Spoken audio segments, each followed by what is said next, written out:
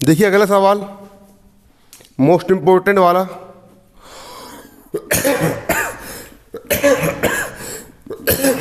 क्या बोल रहा सवाल? प्रश्न 14वां, आकृति में छायांकित क्षेत्र का क्षेत्रफल ज्ञात करो। यहां पर ये एक आकृति दी गई है और यहां पर एक डंडी पड़ी है और एक छायांकित क्षेत्र है। तो इस छायांकित क्षेत्र का क्या ज्ञात करना है? क्षेत्रफल ज्ञात करना है। इस छायांकित भाग का क्षेत्रफल कितना है? यदि पी क्यू बराबर 24 सेंटीमीटर, पी क्यू इस भुजा का मान कितना है? 24 सेंटीमीटर। पी आर बराबर 7 सेंटीमीटर, पी आर इसका मान कितना है? 7 सेंटीमीटर। और ओ वृत्त का यहां पर क्या है? केंद्र है। ओ वृत्त का यहां पर क्या है? केंद्र है।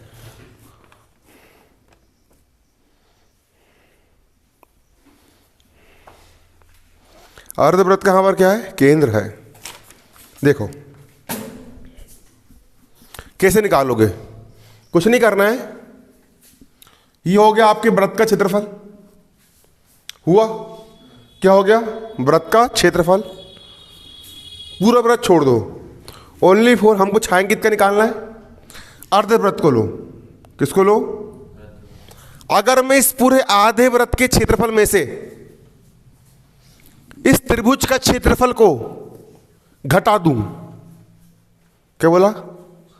इस आधे वृत्त के क्षेत्रफल में से, आधे वृत्त के क्षेत्रफल में से अगर इस त्रिभुज के क्षेत्रफल में घटा दूं, किसका निकल जाएगा? छायांकित भाग का क्या निकल जाएगा? क्षेत्रफल। नहीं निकलेगा? निकलेगा ना? हाँ। यहां पर भी डालेंगे हल। क्या लिखोगे? और दिया है, क्या दिया है? वृत्त की त्रिज्या, वृत्त की त्रिज्या, वृत्त का व्यास दिया है। वृत्त का व्यास d बराबर, व्यास क्या है वृत्त का? आर क्यू वृत्त का क्या है? आर क्यू वृत्त का क्या है? वो दिया ही नहीं है। दिया है क्या? दिया है चित्र में। चित्र में क्या दिया है?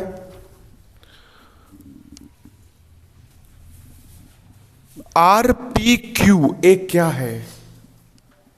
समकोण त्रिभुज है। दिया है चित्र में, आर पी क्यू एक क्या है? समकोण त्रिभुज है। आर पी क्यू क्या है? आर पी क्यू चित्र में एक समकोण समकोण त्रिभुज है। समकोण त्रिभुज क्या है? समकोण त्रिभुज आर पी क्यू एक क्या है? समकोण त्रिभुज है। समकोण त्रिभुज जहां क्या क्या दिया है? पी क्यू भुजा, पी क्यू भुजा का मान कितना है? 24 सेंटीमीटर। पी क्यू बराबर 24 सेंटीमीटर। अगला है पी आर बराबर कितना है? 7 सेंटीमीटर। पी आर बराबर कितना है? 7 सेंटीमीटर। पी आर बराबर कितना? 7 सेंटीमीटर। याली भुजा दी है क्या? आर क्यू का मान दिया है क्या? नहीं दिया है। आर क्यू का मान यहां पर नहीं दिया है, तो क्या लगा दोगे अब यहां पर? पाइथागोरस प्रमेय। सब जब कभी समकोण त्रिभुज दो भुजा दी रहा है लेकिन तीसरी भुजा ना दी रहा है तो कौन सा प्रमेय लगाते हैं? पाइथागोरस प्रमेय लगाते हैं। क्या लगाओगे? समकोण त्रिभुज पी आर क्यू में पाइथागोरस प्रमेय से लगा दोगे। तो यहां पर हम लगाएंगे तब पाइथागोरस प्रमेय से क्या होता? पाइथागोरस प्रमेय कर्ण का वर्ग शेष अन्य दो भुजाओं के वर्गों के बराबर होता है। कर्ण की पहचान कैसे करोगे? अर्धवृत्त पर बना कोण समकोण होता है और समकोण के सामने भुजा क्या होती है? कर्ण होती है। तो कर्ण का मान यहां पर कितना है? R Q. ये होगा कर्ण। कर्ण का वर्ग अन्य दो भुजाओं के वर्गों के योग के बराबर होता है। ठीक है, कर्ण का वर्ग। कर्ण का मान यहां पर कितना है? R Q. कर्ण का मान कितना है? पिछले साल 9वीं क्लास में सब बच्चे पास हुए थे क्या? कि कोई फेल भी हुए थे? पूरे हो गए थे 170 के 170 पूरे। मतलब इस बार बहुत गंदा रिजल्ट आने वाला 10वीं का, बहुत निपटेंगे। क्योंकि 9वीं क्लास में कितने पास होते थे 150 में से, है ना? और सबको अगर पास होना है, कमज़ोर बच्चे लोग को भी, रियलिटी बता रहा हूँ मैं, अगर पेपर होते 9वीं पिछले साल पेपर होते ना तो 150 में समझ लो कि 30 ही बच्चे पास होकर 10वीं में आ पाते। रिकॉर्ड है हर साल का। मात्र कितने पास हो गए आते 10वीं में? 30। अब सब पास हो गए और साल भर से उन्हें पढ़ाई भी नहीं करे, है ना, कि ना कोचिंग है ना कुछ करे, तो बहुत निपटेंगे देखना। लेकिन तुम अपना लक्ष्य बनाओ कि हमको कितने बनाना है, 80 में से 80 नंबर लेकर के आना है। और अभी भी समय है मूर्खों के पास, है ना कि नहीं? कई सारे लोग यूट्यूब पर फर्जी पेपर वायरल कर रहा है। गंवार लोग को ये सोचना चाहिए कि भैया वार्षिक का जो पेपर आता है 2 लैंग्वेज में रहता है, हिंदी मीडियम वालों के लिए भी और इंग्लिश मीडियम वालों के लिए भी। ऊपर क्वेश्चन रहेगा हिंदी में, नीचे कायम रहेगा अंग्रेजी में। और कई लोग फर्जी पेपर बना के डाल रहे हैं और उनको वो असली लग रहा है। अरे इतना दिमाग लगाओ कि ऊपर अंग्रेजी में छपता नीचे हिंदी में छपता है ना कि नहीं? ऐसा रहता है। तो पढ़ाई लिखाई में अभी भी समय, अगर अभी समय रहता पढ़ाई लिखाई कर लेंगे वो तो अभी पास हो सकते हैं। लेकिन तुमको पास होने का सोचना, तुमको ये सोचना है कि हमको गणित में कितने नंबर लेके आना है, 80 में से 80 नंबर आना चाहिए, एक नंबर नहीं कटना चाहिए गणित में। ये लक्ष्य बना लो अपना। पूरा गणित घोट के पी जाओ, पूरा प्रश्न बैंक के हर एक सवाल का रिवीजन कर लो अच्छे से, पूरे प्रश्न बैंक के जो ऑब्जेक्टिव याद कर लो। जैसे प्रश्न बैंक पूरा याद करके हो जाता है, फिर क्या करोगे? फिर गणित की जो बुक उठाओ, उसके पूरे एक तरफ से एग्जाम्पल देख समझ के चल जाओ। भले हाथ से करो मत, भले हाथ से मत करके मत देखो, लेकिन समझ के पढ़ के चल जाओ। सूत्र वगैरह पूरे पढ़ के चल जाओ, भले हाथ से हाथ मत फेरो, लेकिन जो सवाल पहले प्रैक्टिस कर रहे हो पूरा पढ़ तो सकते हो उसको। एक बार पढ़ने में कितना टाइम लग रहा है? 2 घंटे। 12वीं क्लास की इतनी मोटी गणित की बुक, टाइम नहीं था, पेपर में गैप नहीं मिला था, पहले से गणित की प्रैक्टिस थी, नहीं करके देखे, नहीं चलाए हाथ, सीधे उठाए किताब। अच्छा हिंदी पढ़ते ना, भाई समझ ली, दिया है इसका ऐसा ऐसा ऐसा ऐसा है, इसका ऐसा ऐसा ऐसा ऐसा है, समझ बस ली, खाली हाथ भी नहीं फेरे। 6 घंटे में पूरी किताब, इतनी मोटी किताब पढ़ के खत्म हो गई और वहाँ पे पेपर में जाकर के करके आ गए सवाल। तो प्रश्न बैंक को हाथ से चला लो। और बाकी जो गणित की बुक है जो मैंने पूरा करवाया था पहले, जिन लोगों ने पूरा पढ़े उनको बोल रहा हूँ मैं, ठीक है? तुम पहले क्या पढ़ो, पहले पूरी गणित करने मत भिड़ जाना, पहले प्रश्न बैंक करके देख लिए। प्रश्न बैंक करने के बाद उठाओ किताब गणित की बुक और समझ के पढ़ना बस है, समझना बस है। ये सवाल ऐसा ऐसा ऐसा बन जाएगा, हाँ हटाओ उसको। ये सवाल ऐसा ऐसा ऐसा बन जाएगा, हटाओ उसको। ये सवाल ऐसा ऐसा ऐसा बन जाएगा, हटाओ उसको। ये सवाल बन जाएगा, खट 3 घंटे में गणित का ये हो गया रिवीजन। लेकिन देख के जाओगे तो सवाल बनेगा। और तुमने किसी सवाल को भले आज से 6 महीने पहले 1000 बार प्रैक्टिस करे हो, लेकिन पेपर के 1 दिन पहले देख करके नहीं जाओगे ना तो सवाल नहीं बनने वाला, भूल जाओगे कहाँ का सूत्र कहाँ का क्या है। और कई सवाल को तुमने पहले से प्रैक्टिस करके रखे हो और पेपर के 1 दिन पहले, आज तारीख कितनी है? कल परसों पेपर है, तो 21 तारीख के दिन, मतलब कल के दिन, पेपर के 1 दिन पहले जितनी भी गणित करे हो, पहले प्रश्न बैंक और फिर पूरी बुक की गणित नजर मार के जाना कि ये सवाल ऐसा ऐसा ऐसा ऐसा ऐसा है, आएगा तो बन जाएगा। ये सवाल ऐसा ऐसा ऐसा आएगा तो बन जाएगा। ये सूत्र ऐसा ऐसा ऐसा है। अखरती का जो सवाल तुमने आज से 4 महीने पहले बहुत प्रैक्टिस करे हो और जब वो पेपर में नहीं बनता है तब अखरती है। पेपर में तुम भूलते कब हो? पेपर में तुम एक ही शर्त पे कोई भी चीज़ भूलते हो। कब? तुमको याद क्यों नहीं आता? पेपर में कई बार होता ना, अरे पढ़ के गए थे हमको याद ही नहीं आ रहा है। अब ये तो नालायक, तूने 4 दिन पहले पढ़ा था। पेपर के 1 दिन पहले पूरा पढ़ना पड़ेगा, पूरे में नज़र फेरना पड़ेगा कि हाँ से ये स्टेप ऐसी ऐसी ऐसी है। अरे मत चलाओ कापी, मत निकालो पेन कलम, लेकिन फिर भी पेपर के 1 दिन पहले आंख से देख करके जाओ कि ये स्टेप इसके बाद ऐसी है, स्टेप इसके बाद ऐसी है। और देखने में समय कितना लगता है? 3 घंटे में पूरी गणित देख के हो जाती है। ये उठा चैप्टर 1, ये सवाल बन जाएगा, हटाओ, बन जाएगा, हटाओ। ये स्टेप ऐसे, अच्छा ये स्टेप में दिक्कत जारी करके देख लिए, ये स्टेप बन जाएगी। जो स्टेप नहीं बन रही उसको हाथ फेर के देख लिए। ऐसे करते रिवीजन। और जिस दिन पेपर रहेगा उस दिन उठो सुबह 4 बजे और 2 घंटे में पूरी गणित, प्रश्न बैंक और प्लस पूरी बुक देख के चल जाओ, नजर मार के चल जाओ। फिर 2 भला पेपर देने, आज जितनी गणित करना, जितने सवाल करना नए वाले कर लो। कल सबसे पहले क्या करना, रिवीजन करना पूरा का पूरा, ठीक है। और आंख से देखना, भले कापी में हाथ मत फेरना। आज जितना हाथ चलाना है चला लो रफ कापी में, कल पहले देखना और देख के हो जाएगा, उसके बाद फिर हाथ चलाना। ऑब्जेक्टिव पढ़ लो पूरे पूरे। प्रश्न सबसे पहले प्रश्न बैंक करना, फिर प्रश्न बैंक से समय बचेगा तो फिर दयाली गणित करना। और फिर पेपर में प्रेजेंट माइंड एक्टिव रखना। पेपर में क्या एक्टिव रखना, प्रेजेंट माइंड क्या रखना, एक्टिव रखना। पेपर में प्रेजेंट माइंड, जो प्रेजेंट माइंड होता है ना अपना, उसको एक्टिव रखना। ऐसा नहीं कि यहीं पे ऊँग रहा है और लिख रहा है वहाँ पे बिल्कुल धन को ऋण, ऋण को धन, ऐसा गलत। पूरा एक्टिव। ये सवाल है, सवाल ने क्या पूछा है, त्रिज्य खंड, अच्छा कौन सा दीर्घ पूछा तो दीर्घ करके आना, कहीं लघु करके जाते। ऐसा नहीं होना, जो पूछा है वो देना उत्तर। सवाल अगर बन करके भी आ गया, हमने साल भर से गणित पढ़े, साल भर से कोचिंग आए हैं, हमको मेथड पता है, तो उस मेथड के आधार पर सवाल करके आएंगे। लेकिन पेपर में सवाल छोड़ के नहीं आना, पेपर में सवाल छोड़ करके नहीं आना, पूरे के पूरे सवाल करके आना है। जो सवाल इजी लग रहा है, ऐसा लग रहा है कि ये सवाल प्रतिस्थापन विधि, विलोपन विधि के साल भर से पढ़े, कितने बार रिवीजन हो गया है, तो उसको पहले कर लो। जो सवाल टफ लग रहा है, जो सवाल पढ़ के गए उनको पहले कर लो, खटखट खटखट। उसका जो सवाल तुम मन से कर सकते हो, जैसा लग रहा है कि यार टफ है लेकिन बन जाएगा, फिर उनको करो। फिर ऐसे सवाल जो बिल्कुल नहीं बनने वाले, लास्ट में फिर उनमें दिमाग लगाओ।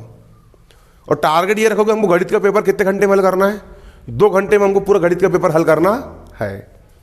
सबसे पहले घर में अच्छे से प्रश्न बैंक रिवीजन करो और पूरी गणित की किताब जो है उसका रिवीजन करो, है ना कि नहीं। जो मैं बता रहा हूँ इस बार बहुत फेल होना है, इसलिए अच्छे से बिल्कुल तैयारी रखो अपनी। पेपर टफ भी आ सकता है आप लोग का, ठीक है। नहीं आ रहा समझ में, अभी समय है, समय रहते समझ जाओ और अच्छे से बिल्कुल पूरा प्रश्न में कर लो, तो ही नंबर अच्छे आएंगे तुम्हारे, है ना। देखो पाइथागोरस प्रमेय क्या होता है, कर्ण का वर्ग शेष अन्य दो भुजाओं के वर्गों के योग के बराबर होता है। समकोण के सामने कुछ जगह हम क्या बोलेंगे, कर्ण। कर्ण का वर्ग मतलब आर क्यू का वर्ग। कर्ण का वर्ग यानी किसका वर्ग, आर क्यू का वर्ग, कर्ण का वर्ग। ये कर्ण आपका यहाँ पर क्या है, आर क्यू है, कर्ण का वर्ग। अन्य दो भुजा कौन कौन सी है, पी क्यू और आर पी, पी क्यू और आर पी, पी क्यू और आर पी। कर्ण का वर्ग अन्य दो भुजाओं के वर्गों के योग के बराबर होता है। कर्ण का मान कितना है यहाँ पर आपका, आर क्यू। कर्ण का मान आर क्यू का वर्ग। पी क्यू का मान कितना है, पी क्यू, पी क्यू मान यहाँ पर कितना है 24 का हो गया यहाँ पर वर्ग, प्लस आर पी का मान कितना है, आर पी का मान कितना है, आर पी का मान है 7 का वर्ग। तो आर क्यू का स्क्वायर बराबर 24 का वर्ग कितना होता है, क्यों करो गुणा जल्दी, 24 24 का कितना होता है 576, सती सती 49, दोनों को जोड़ दो कितना आएगा 625। आर क्यू स्क्वायर को जाएगा यहाँ पर आर क्यू स्क्वायर, 6 तो 25 को हम क्या लिख सकते हैं 25 की घात 2, 25 को 25 से मल्टीप्लाई करो कितना आएगा 625। वर्ग से वर्ग क्या हो गया, कट गया। आर क्यू का मान कितना आएगा यहाँ पर 25 सेंटीमीटर। आर क्यू का मान यहाँ पर कितना आ गया आपका 25 सेंटीमीटर आ गया, 25 सेंटीमीटर आया कि नहीं आया बताओ मेरे को। आर क्यू का मान कितना आ गया 25 सेंटीमीटर आ गया, आ गया आर क्यू का मान 25 सेंटीमीटर। इसके बाद आर क्यू यहाँ पर त्रिज्या भी तो है ना, अरे आर क्यू कर्ण भी और त्रिज्या भी है ना, तो वृत्त की त्रिज्या आर क्यू बराबर कितनी आ गई, वो वृत्त का व्यास कितना आ गया 25 सेंटीमीटर आ गया। क्या लिख दोगे यहाँ पर, अतः वृत्त का व्यास आर क्यू बराबर कितना आ गया 25 सेंटीमीटर। तब त्रिज्या कितनी हो जाएगी, व्यास की आधी क्या होती है त्रिज्या, 25 का हमने कर दिया आधा, ये क्या निकल के आ गई आपकी 25 का आधा, व्यास की आधी क्या निकल के आ गई, त्रिज्या निकल करके आ गई। आगे त्रिज्या निकल करके, तब अब हम क्या निकाल लेंगे, छायांकित भाग का क्षेत्रफल। किसका निकाल लेंगे, छायांकित भाग का क्षेत्रफल निकाल लेंगे।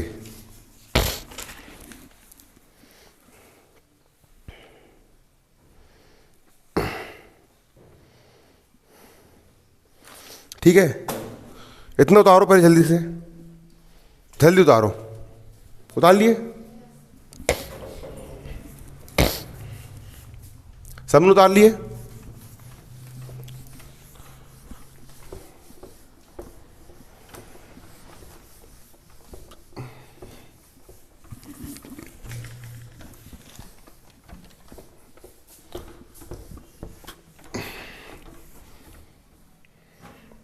अब क्या निकालोगे, छायांकित भाग का क्षेत्रफल। क्या होता है छायांकित भाग का क्षेत्रफल, कैसे निकालोगे, अर्धवृत्त का क्षेत्रफल माइनस समकोण त्रिभुज का क्षेत्रफल। अरे अर्धवृत्त में से समकोण त्रिभुज घटाओगे, छायांकित निकल जाएगा ना।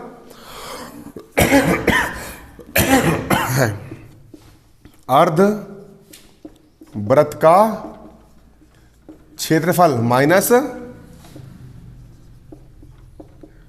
छायांकित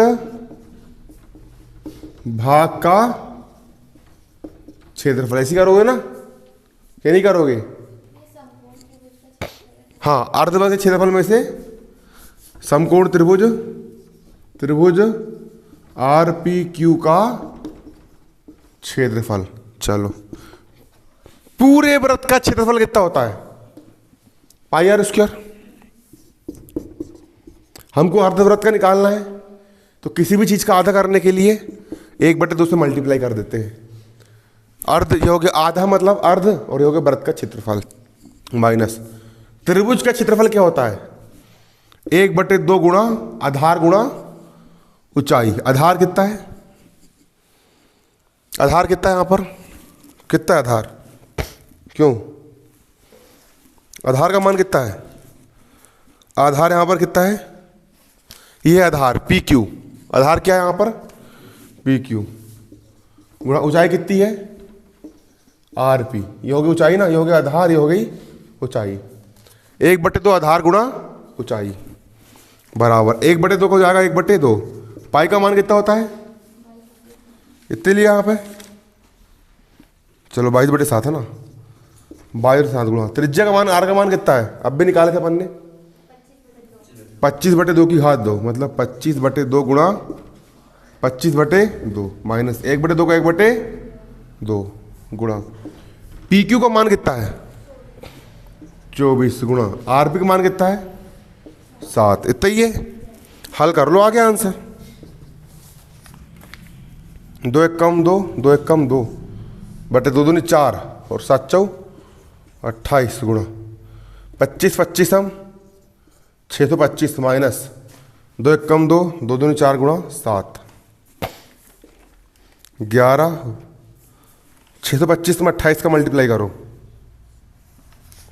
11 5 है 55 का 5 हासिल का 5, 11 दूनी 22 और 5 27 के साथ हासिल का 2, 11 6 66 66 जोड़ दो और इतने आ रहा है 28 का 28 माइनस 12 7 84। हल कर लो उसको, आगे हल करते बन जाएगा काटा पीटी। लघुत्तम ले लेना, बटे में 1 आएगा, लघुत्तम लेके हल कर लेना, ठीक है। आंसर कितने जाएगा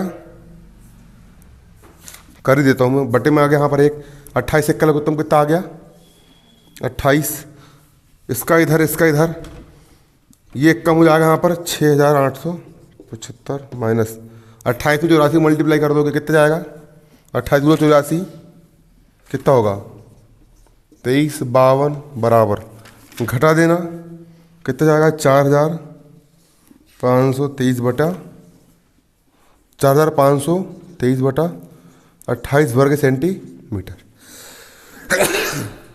4523 बटा 28 वर्ग सेंटीमीटर।